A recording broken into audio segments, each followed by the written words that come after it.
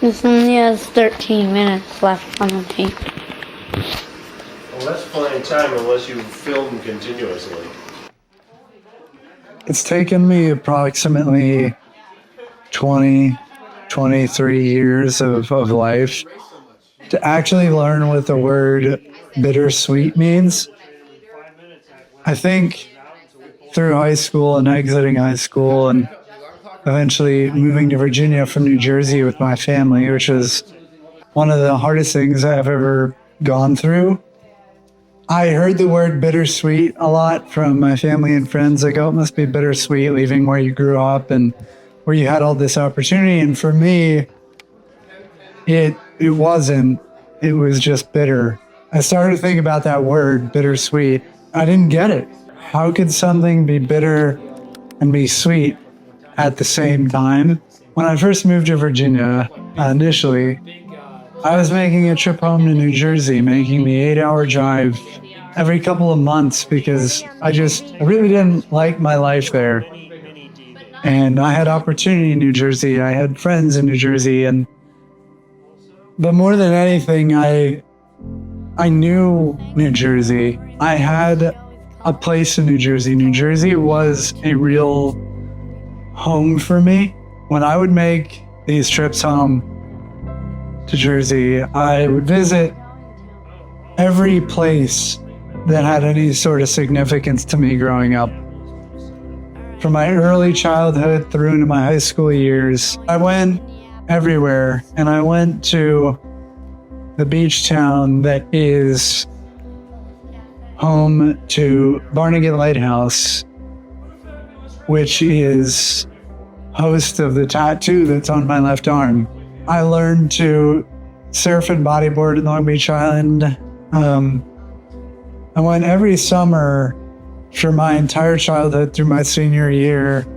My family would always get a house, and I really partially grew up there because FBI had so much significance to me. I would go to all these places in my hometown at Long Beach Island.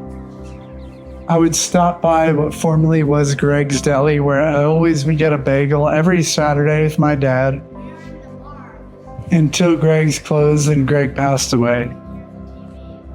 I would swing by Dominic's, where my family would get a pizza every night, actually through around when I was 20, was Friday night pizza night.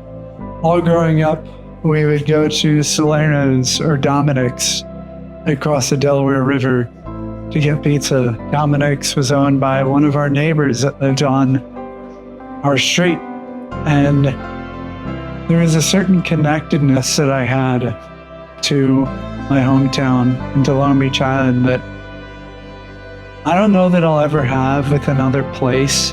I think it's looking back on that is helping me realize what the word means. I would go home. Obviously, I loved it, but there was a certain emptiness. I would go to these places, sometimes with a friend, but 9 times out of 10, I was by myself. I would just be there, and I would take pictures sometimes. I would sit and I'd reminisce, and I would go hiking at my old spots on Baldpate Mountain. It was all fun, but something major was missing. What I didn't realize is that emptiness I was feeling was the lack of human connection. I lived in the middle of nowhere in Virginia at the time, and there was really nobody around there, but I managed to make a couple of friends. A couple of them were trees, a few of them were birds. Did a lot of hiking. I would go out and hike 20 plus miles a day and go backpacking for a week on end here and there, and just disappear.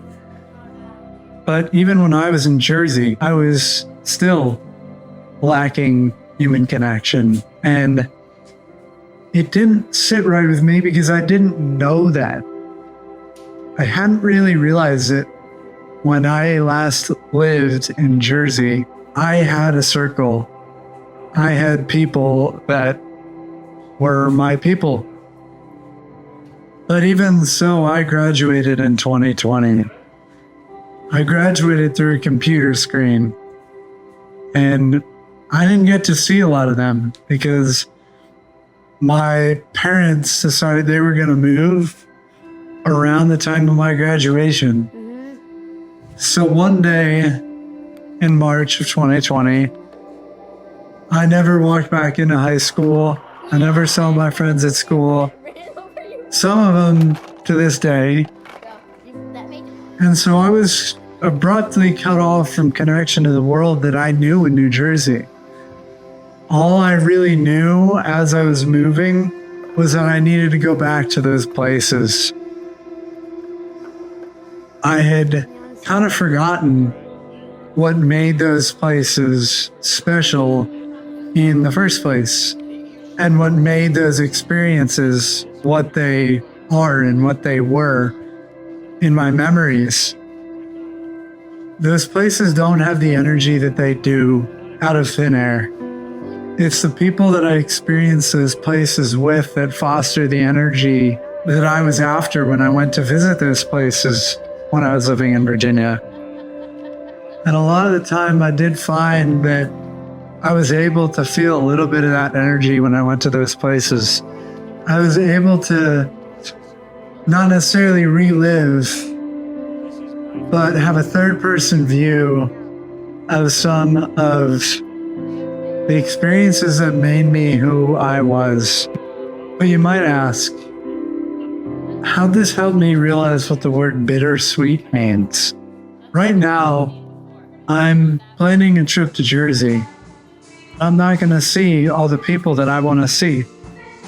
And that's, I think, ultimately, to me, what bittersweet means. There's going to be healing that happens when I go home. But at the same time, there's another side to that coin. I'm going to see my favorite places, but in most cases, my favorite people aren't going to be there. So, bittersweet. Okay, good. This will be really interesting about 20, 30 years from now. Yeah, my dad eating his Chinese food.